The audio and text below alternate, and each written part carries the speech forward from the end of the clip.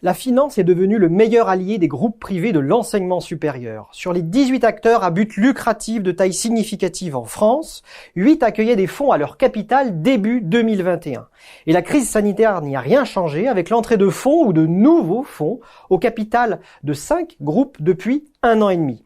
Galileo Global Education et ses 50 000 étudiants en France, AD Éducation et ses 15 000 étudiants, EDH, 7500 étudiants, Novétudes Santé, 6000 et Innov, 5700 étudiants.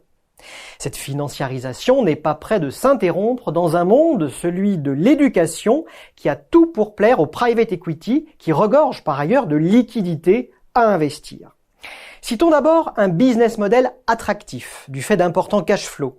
Payables d'avance, en une ou plusieurs fois, les frais de scolarité forment une trésorerie confortable en début de cycle d'exploitation.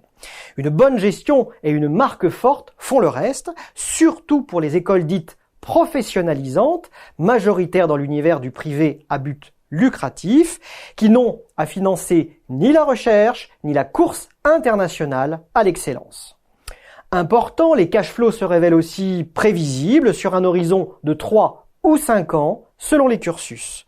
Les nouvelles technologies éducatives, à condition d'investir, promettent aussi d'accroître l'efficacité opérationnelle des écoles. Les classes figitales, mi-présentielles, mi-digitales, introduisent en effet des économies d'échelle. Un enseignant peut désormais faire cours à une vingtaine d'élèves en présentiel, en simultané, avec des élèves d'autres campus, en ligne, sans trop dénaturer la qualité des interactions.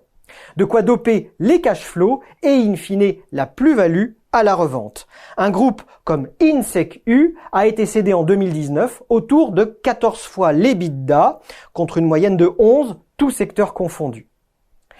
Pour attirer les fonds, il faut aussi que les fondamentaux du marché soient dignes d'intérêt. Et c'est le cas. En France, le nombre d'étudiants dans le supérieur progresse de près de 2% par an pour atteindre 2,7 millions d'inscrits en 2019. Il n'y a jamais eu autant d'étudiants et cette tendance devrait se poursuivre grâce au moteur socio-démographique et à l'attractivité de la France auprès des étudiants étrangers. Le poids des étudiants du privé est de son côté passé de moins de 13% en 2000 à près de 21% en 2020. Il séduit désormais un étudiant sur 5. Les inscriptions ayant quasiment doublé alors qu'elles n'ont augmenté que de 15% dans l'enseignement public. L'éducation en France est aussi un marché à consolider, ce dont raffolent les fonds afin de construire de grands groupes plus performants sur la base d'économies d'échelle et d'envergure. Même si peu de leaders privés à but lucratif sont encore indépendants, le marché compte 2 cibles de choix, Ionis Education Group et IGS. Mais leurs fondateurs ne semblent pas encore prêts à céder aux appels des fonds.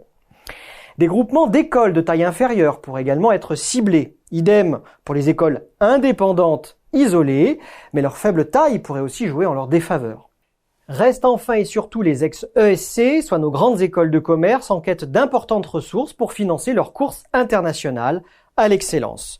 Le M Lyon a montré en 2019 que sa transformation en société anonyme pour ouvrir son capital à 2 acteurs financiers était possible afin de servir son ambitieux plan de développement. Cette ouverture aura toutefois provoqué d'importants remous, notamment au niveau de l'équipe de direction, avant que l'école ne devienne en 2021 une société à mission pour arrondir les angles. Des remous qui pourraient refroidir de futurs investisseurs financiers tentés par nos grandes écoles.